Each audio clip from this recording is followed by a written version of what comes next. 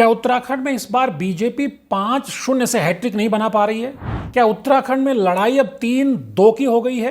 क्या हरिद्वार में मुस्लिम्स ने एक तरफा कांग्रेस के पक्ष में वोट डाल दिया है? क्या संविधान और आरक्षण बचाने के नैरेटिव में आकर दलितों ने बीएसपी को छोड़कर कांग्रेस के पक्ष में वोट डाल दिया? क्या 2019 में निशंक 2.5 लाख से ज्यादा वोटों से जीत गए थे, तो इस बार त्रिवेंद्र सिंह रावत को जीतने के लिए पसीने छूट रहे हैं?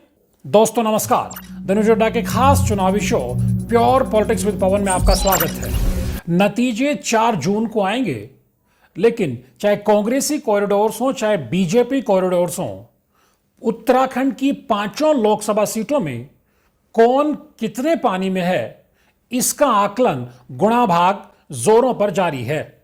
इसी कड़ी में हम एक एक करके 5 लोकसभा सीटों में कांग्रेस कहां खड़ी है, बीजेपी कहां खड़ी है, बीएसपी या निर्दलीय प्रत्याशियों का क्या फैक्टर है, कौन से विधानसभा क्षेत्र में कौन सा प्रत्याशी ज्यादा तेजी से दौड़ता नजर आया है, और वोट परसेंटेज अगर कहीं कम हुआ है या किसी विधानसभा क्षेत्र में अप्रत्याशित रूप से ज्यादा पड़ा है, इसके क्या मायने होंगे, इसी को एक सीरीज के रूप में हम समझने की कोशिश करेंगे। और आज हम हरिद्वार लोकसभा क्षेत्र की बात करते हैं, उसके बाद हम बाकी 4 लोकसभा क्षेत्रों की भी बात करेंगे और विधानसभा वार उन तमाम फैक्टर्स का आकलन करेंगे, गुणा भाग करने की कोशिश करेंगे जो आजकल बीजेपी, कांग्रेस और दूसरे एक तरह से जो राजनीतिक कॉरिडोर हैं वहां पर जो चिंतन और मंथन का सबसे बड़ा मुद्दा बना हुआ है। हरिद्वार की अगर बात करें तो हरिद्वार में 3 विधानसभा क्षेत्र देहरादून जिले के भी आते हैं, धर्मपुर, डोईवाला और ऋषिकेश। जब आप हरिद्वार लोकसभा क्षेत्र की बात करते हैं तो पिछले 2 चुनाव में आप जब जाकर देखेंगे, चाहे 2014 का लोकसभा चुनाव रहा हो या फिर 2019 का लोकसभा चुनाव, बीजेपी की तरफ से दोनों ही चुनाव रमेश पोखरियाल निशंक जीतते हैं। कांग्रेस 2014 में हरीश रावत तब मुख्यमंत्री उत्तराखंड के हुआ करते थे और उनकी पत्नी रेणुका रावत चुनाव लड़ती हैं। 2019 में अम्बरीश कुमार चुनाव लड़ते हैं, लेकिन दोनों ही चुनाव में कांग्रेस को 2 लाख से 2,58,000 तक की हार का सामना करना पड़ता है। अब परिस्थितियां दूसरी हैं, दोनों तरफ से प्रत्याशी नए हैं। त्रिवेंद्र सिंह रावत पूर्व मुख्यमंत्री, उनको बीजेपी ने टिकट दिया है रमेश पोखरियाल निशंक का टिकट काट के, और कांग्रेस ने वीरेंद्र रावत को मौका दिया है। वीरेंद्र रावत हरीश रावत के बेटे हैं, यही उनकी एकमात्र उपलब्धि है। लेकिन जब हरिद्वार लोकसभा क्षेत्र में वोटिंग परसेंटेज की बात करेंगे तो इस बार 2 ही लोकसभा क्षेत्र थे जो 60% से ज्यादा वोट पोल करा पाते हैं, चाहे फिर वो नैनीताल उधम सिंह नगर लोकसभा क्षेत्र हो या फिर हरिद्वार हो जहां सबसे ज्यादा वोटिंग हुई है।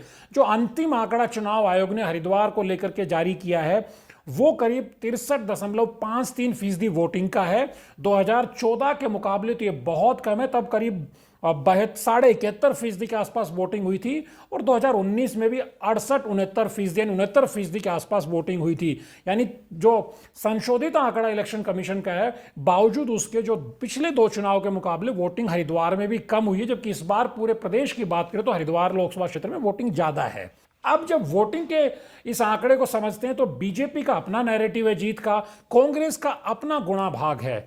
अगर विधानसभा वार बात करें तो जो 2 चुनाव में हमने देखा कि धर्मपुर, ऋषिकेश और डोईवाला, ये देहरादून जिले की 3 विधानसभा क्षेत्र ऐसे हैं जहां से जो बीजेपी का प्रत्याशी मैदान में उतरा तो 1 लाख से ज्यादा, कि 1.5 लाख के आसपास की लीड लेकर के बीजेपी का प्रत्याशी यहां से हरिद्वार जिले में दाखिल होता था, वो हरिद्वार शहर पहुंचता था।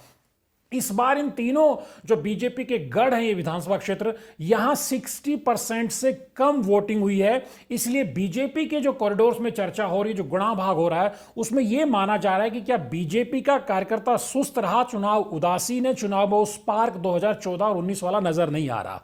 तो बीजेपी के भीतर यह चर्चा है कि यहां से जो लीड पिछले 2 चुनाव में बीजेपी के कैंडिडेट को मिलती रही है वो इस बार गायब रहने वाली है। लेकिन ये कितना अंतर पड़ेगा, तो जानकार मानते हैं कि यहां से अब जो बीजेपी की लीड है वो 80,000 वोटों से लेकर के 1 लाख वोट के आसपास की रह सकती है। 1.25 लाख या 1.5 लाख वाली लीड इस बार यहां से नहीं बनेगी इन तीनों विधानसभा क्षेत्रों से। तो लोगों ने सवाल उठाया कि क्या वजह रही कि बीजेपी के गढ़ में, कि खास तौर पर कांग्रेस का थिंक टैंक वो मानता है कि जो बीजेपी के गढ़ हैं अगर वहां से वोटर नहीं निकल पा रहा तो इसका मतलब ये चुनाव बीजेपी के नजरिए से उदासीन है, प्रधानमंत्री नरेंद्र मोदी के नाम पर कोई लहर नहीं है। कांग्रेस का कार्यकर्ता जम के निकला है और उसने कांग्रेस के पक्ष पक्ष में वोट डाला है और बीजेपी के गढ़ में, चाहे फिर बीजेपी के पन्ना प्रमुख रहे हो, उसके बूथ लेवल के कार्यकर्ता रहे हो, या फिर अंदरूनी गुटबाजी रही हो। लोगों ने चर्चा की कि क्या वजह रही, प्रेमचंद अग्रवाल के ऋषिकेश से लोग नहीं निकल के आए त्रिवेंद्र सिंह रावत के समर्थन में। कुछ लोगों ने कहा कि डोईवाला में तो त्रिवेंद्र सिंह रावत का अपना दबदबा है, वहां से भी वोट कम क्यों निकले। अब धर्मपुर में तो दिनेश अग्रवाल को कांग्रेस से तोड़ के लाया जा चुका था, वहां विनोद चमोली पहले से मजबूत है, फिर वहां कार्यकर्ता या वोटर उतनी ज्यादा संख्या में क्यों नहीं निकला। तो एक तो आकलन यह माना जा रहा है कि इन 3 सीटों पर बीजेपी का जो वोटिंग का जो प्रतिशत रहता था, जो बढ़त का प्रतिशत रहता था, वो इस बार गिरने वाला है। हरिद्वार शहर की बात करें, मदन कौशिक 5 बार के विधायक हैं और त्रिवेंद्र सिंह रावत के करीबी माने जाते हैं। जब त्रिवेंद्र सिंह रावत मुख्यमंत्री होते थे, वो शासकीय प्रवक्ता होते थे, सरकार में एक तरह से नंबर 2 की हैसियत से रहते थे। वहां से इस बार जानकार कहते हैं कि हरिद्वार शहर में भी वोट 60% से नीचे रह जाना। भेल रानीपुर जरूर बीजेपी का वो गढ़ है जहां से 60% से ज्यादा वोट पोल हुआ है।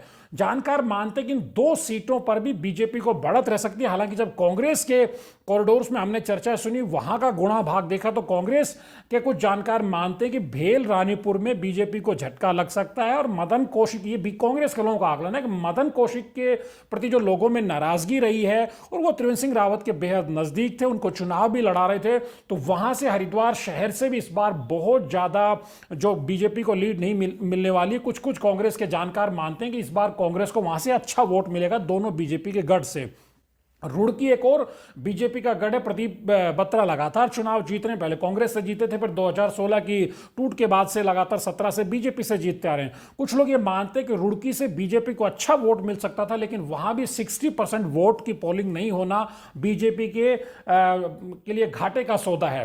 फिर हरिद्वार ग्रामीण की बात करते हैं, जब वहां अच्छी वोटिंग हुई है, लोग ये मान के चल रहे हैं कि अनुपमा रावत वहां से हरीश रावत की बेटी हैं, विधायक हैं, और उन्होंने वीरेंद्र रावत के पक्ष में अच्छा माहौल बनाया, वोटिंग परसेंटेज बढ़ा हुआ है। कुछ जानकार ये भी मानते हैं, जो बीजेपी के भीतर भी दबी जुबान में जिसमें बात होती है, कि भाई स्वामी यतीश्वरानंद खुद लोकसभा टिकट के दावेदार थे। बहुत अच्छी स्वामी यतीश्वरानंद की त्रिवेंद्र सिंह रावत के साथ गुडविल नहीं है, वो पुष्कर सिंह धामी मुख्यमंत्री के करीबी माने जाते रहे हैं, लेकिन वो टिकट पाने की लड़ाई में चूक गए। तो क्या उन्होंने उस दमखम से काम किया होगा जिस दमखम से काम निशंक के 2 चुनाव में हुआ होगा? तो वहां से भी जानकार मानते हैं कि बीजेपी को और हरिद्वार ग्रामीण में लॉस हो सकता है। लक्सर के समीकरण के नजरिए से भी कहा जाता है कि संजय गुप्ता वहां से लगातार बीजेपी के विधायक जीतते रहे, पिछला चुनाव वो हार गए थे, उन्होंने ठीकरा मदन कौशिक पर फोड़ा। एक तरह से मदन कौशिक का मतलब त्रिवेंद्र सिंह रावत, ये एक ही कैंप होता है। तो क्या संजय गुप्ता ने उस तरीके से त्रिवेंद्र सिंह रावत के पक्ष में काम किया होगा? वहां पे भी अच्छी वोटिंग हुई, 60% प्लस वोटिंग वहां हुई है। तो क्या समझा जाए कि वहां अच्छा खासा मुस्लिम वोटर भी है, तो क्या वो कांग्रेस के पक्ष में उस क्षेत्र में गया होगा? बात फिर खानपुर की करते हैं, क्योंकि खानपुर की बात इसलिए भी जरूरी है, खानपुर से निर्दलीय विधायक हैं उमेश कुमार, और उमेश कुमार लोकसभा चुनाव में भी निर्दलीय प्रत्याशी के तौर पर ताल ठोक रहे थे।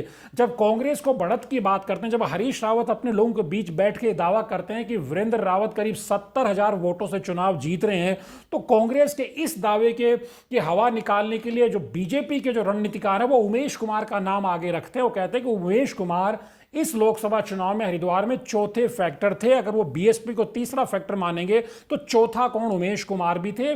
और उमेश कुमार ने अगर बहुत भी डेंट नहीं किया होगा तो कांग्रेस को 50, 60, 70,000 वोटों तक डेंट किया होगा। ये अलग बात है कि उमेश कुमार लगातार फेसबुक पर पोस्ट लिख रहे हैं, वो कहीं पे एसएसपी कप्तान को धमकी दे रहे हैं, कहीं डीजीपी अभिनव कुमार को धमकी देते नजर आ रहे हैं, जो केस वगैरह वहां दर्ज हुए त्रिवेंद्र समर्थकों और उमेश समर्थकों में जो झगड़ा हुआ था उसके बाद। लेकिन मोटे तौर पर जिस तरह की भाषा शैली और जिस अंदाज में उमेश कुमार नजर आ रहे हैं, जो उमेश कुमार की बॉडी लैंग्वेज दिख रही है, वो कम से कम बताती है कि उमेश कुमार इस बार लोकसभा चुनाव की रेस में दूर दूर तक कहीं नहीं है। वो तीसरे नंबर की पोजीशन में भी नजर नहीं आ रहे हैं। हो सकता है उनको चौथे नंबर पर जाना पड़े। चौथे नंबर का मतलब है कि उनकी जमानत भी हो सकती है। लेकिन फिर भी बीजेपी के रणनीतिकार तर्क ये देते हैं कि अगर उमेश कुमार को कम से कम 60,000, 70,000 भी वोट मिलते हैं, तो बीजेपी के रणनीतिकार तर्क दे रहे हैं, जो त्रिवेंद्र सिंह रावत की जीत को लेकर आश्वस्त है। उनका यह कहना है कि अगर 25 से 30,000 दलित वोट भी उमेश कुमार ले जाते, क्योंकि दलितों के बीच उमेश कुमार लगातार एक्टिव रहे हैं, जाते रहे हैं, और उस वोट बैंक को वो टारगेट करते रहे हैं। मुस्लिम वोट बैंक को भी उमेश कुमार टारगेट करते रहे। तो बीजेपी के जो थिंक टैंक है वो मानता है कि अगर उमेश कुमार को 60-70 हजार वोट भी मिलते हैं कम से कम, तो उसमें से 25 से 30 हजार वोट यानी करीब करीब आधे या 40-45% वोट दलित वोट बैंक हो सकता है। ये वोट बैंक कांग्रेस की तरफ शिफ्ट कर सकता था। तो ये उमेश कुमार दलित वोट बैंक में, कांग्रेस के वोट बैंक में सेंध लगाते हैं। दूसरा जो मुस्लिम वोट बैंक है जिसे कांग्रेस के पक्ष में रखा जा रहा है, तो ये माना जा रहा है कि 15 से 25 हजार अगर मुस्लिम युवाओं के वोट भी उमेश कुमार को जाते हैं तो ये कांग्रेस के लिए दूसरा झटका है। यानी बीजेपी के रणनीतिकार ये मानते हैं त्रिवेंद्र सिंह रावत की जीत के पीछे उमेश फैक्टर भी है। उमेश को कितना वोट मिलता है, जितना ज्यादा वोट उमेश कुमार को मिलता है, त्रिवेंद्र सिंह रावत की जीत की संभावना उतनी ज्यादा बढ़ती चली जाएगी। हालांकि जब हमने हरिद्वार के पत्रकारों और यहां तक कि हरिद्वार के जो देहात क्षेत्र की जो विधानसभा क्षेत्र है, खानपुर है, लक्सर है या दूसरे इलाके, वहां के जब हमने कुछ पत्रकारों और राजनीतिक जानकारों से बातचीत की तो उन्होंने कहा कि उमेश को शुरुआत में 9-10 बजे तक कुछ वोट पोल होता है, लेकिन उसके बाद जो मुस्लिम्स का और दलितों का जो बड़ा वोट बैंक का एक चंक है वो कांग्रेस की तरफ शिफ्ट होता है। मुस्लिम्स का एक मैसेज अपने आप में कांग्रेस के या इंडिया गठबंधन के पक्ष में नजर ही आ रहा है, लेकिन दलितों को लेकर कहा जा रहा था कि बीएसपी का जो अपना कैडर वोट है, करीब 1 लाख के आसपास बीएसपी का कैडर वोट है, वो बीएसपी में जाता ही है, चाहे कैंडिडेट फिर मुजफ्फरनगर उत्तर प्रदेश से लाकर के चुनाव लड़ाया जाए या स्थानीय स्तर पर कोई चुनाव लड़े।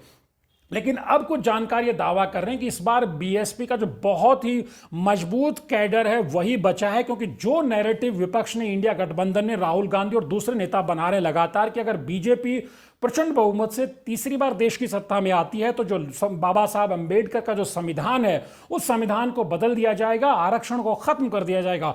दलित युवाओं में और दलित सर्विस क्लास में भी जब हम बात करते हैं, देहरादून में भी, तो ये बेचैनी हमने देखी है कि दलित ये कहता है कि समाज में सरकारी नौकरी और आरक्षण देकर के बाबा साहब ने हमारा स्वावलंबन किया, हमें ताकत दी है, क्योंकि हम बहुत रोजगार नहीं कर सकते, बहुत कारोबार हम नहीं कर सकते, समाज में हमारी वो पैठ नहीं होती है, न खेती किसानी की जमीनें हमारे पास होती हैं, आरक्षण हमें मिलता है, सरकारी नौकरी हमें मिलती है, तो इससे हमारा स्वावलंबन होता है।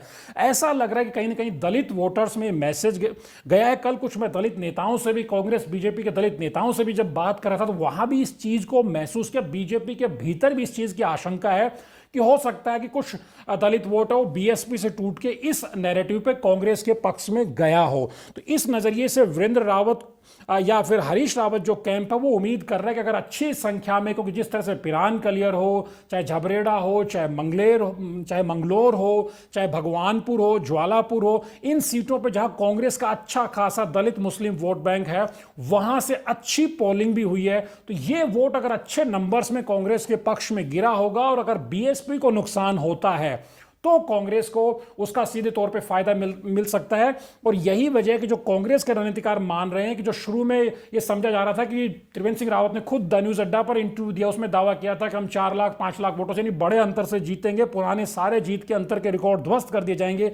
लेकिन अब हरिद्वार के जानकार मानते हैं कि चुनावी लड़ाई 40, 50, 60, 70 हजार यानी 1 लाख वोट से कम पर आ गई है, क्योंकि बीजेपी के जो गढ़ हैं वहां वोटिंग परसेंटेज कम हुआ है, जो कांग्रेस के गढ़ हैं परंपरागत तौर पर जहां मुस्लिम और दलित वोट है, किसान वोट है, वहां वोटिंग अच्छी हुई है। सबसे बड़ी बात यह है कि कुछ कांग्रेस के जानकार यह भी तर्क रख रहे हैं कि जिस तरह से शुरू में पार्टी के जो बड़े शीर्ष नेता थे, चाहे वो हरीश रावत हो, यशपाल आर्य हो, प्रीतम सिंह हो, करण महारा हो, हरक सिंह रावत हो, ये सब नेता शुरू में सरेंडर मोड में नजर आए, चुनाव से दूर हटते नजर आए। कुछ कांग्रेस के जानकार मानते हैं कि अगर कांग्रेस चुनाव में चूक जाती है, वीरेंद्र रावत की जो हार जीत का अंतर है 50, 60, 70 यानी 1 लाख वोट से नीचे नीचे रहता है, तो इसका दोष हरीश रावत के सिर मंधा जाएगा। क्योंकि अगर हरीश रावत चुनावी लड़ाई में पुत्र को आगे करके खुद सारथी बनने के बजाय अगर खुद सेनापति बन के चुनाव लड़ रहे होते तो जो वोट उमेश कुमार की तरफ दलित और मुस्लिम का खास तौर पे गया है या जो बीएसपी की तरफ जा रहा है, वो वोट और मजबूती से कंसोलिडेट कांग्रेस के पक्ष में हो सकता था। तो मोटे तौर पर जिस लोकसभा क्षेत्र में चुनावी लड़ाई को 4-5 लाख के अंतर के तौर पर माना जा रहा था, जिस रुड़की में योगी आदित्यनाथ की रैली करवाई जाती है वहां वोट कम पड़ जाता है, जिस ऋषिकेश में प्रधानमंत्री नरेंद्र मोदी की रैली करवाई जाती है वहां वोटिंग परसेंटेज कम रह जाता है। ये क्या इशारा करता है? कांग्रेस के जानकार इसे अपने पक्ष में लेकर के चल रहे हैं कि जहां बीजेपी के बड़े स्टार प्रचारक आए थे उसके बावजूद वोटर उदासीन बना रहा है और जो हमारा वोटर था वो बाहर निकल करके आया है। कुल मिलाकर के कहा जाए तो जिस हरिद्वार को बीजेपी का सबसे मजबूत गढ़ माना जा रहा था पौड़ी गढ़वाल के बाद, वहां से वीरेंद्र रावत जो कमजोर प्रत्याशी होने के बावजूद जो वोटिंग का जो नेचर है, कम वोटिंग परसेंटेज हुआ है और मुस्लिम्स दलित की वोटिंग अच्छी नजर आ रही है, वो कहीं ना कहीं वीरेंद्र रावत को फाइट में लेकर के आ गया है। बस कांग्रेस के जो थिंक टैंक है उनकी चिंता यही है कि जो अगर करीबी मुकाबला होता है और अगर कांग्रेस को नुकसान हो जाता है तो इसका एक तरह से पूरा दोष है वो हरीश रावत के सिर पर जाएगा, क्योंकि अगर वीरेंद्र रावत की बजाय चुनाव हरीश रावत लड़ रहे होते तो कहीं ना कहीं कांग्रेस स्थिति और बेहतर हो सकती थी। आने वाले समय में हम कोशिश करेंगे कि पौड़ी गढ़वाल लोकसभा क्षेत्र की बात करें, टिहरी की बात करें, अल्मोड़ा के समीकरण आपके सामने रखें और जो नैनीताल को क्या गुणागणित कांग्रेस बीजेपी कैंप्स में चल रहा है उसको भी आपके सामने रखने की कोशिश करते हैं। तो न्यूज़ अड्डा के वीडियोज को लाइक कीजिए, शेयर कीजिए और चैनल को सब्सक्राइब करना मत भूलिए। नमस्कार।